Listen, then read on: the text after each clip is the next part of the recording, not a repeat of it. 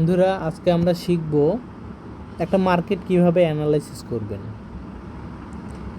আমরা XRP USDT কয়েনটা এখন আমরা রিসার্চ করব যে মার্কেট নেক্সটে কোথায় যাবে। মার্কেট আমরা দেখতে পাচ্ছি এখানে rejection 1 time 2 time 3 time rejection খাচ্ছে। আশা করি মার্কেট এখন রিভার্সাল, মার্কেট আরও নিচে ডাউনফল করবে। যদি বিটিসি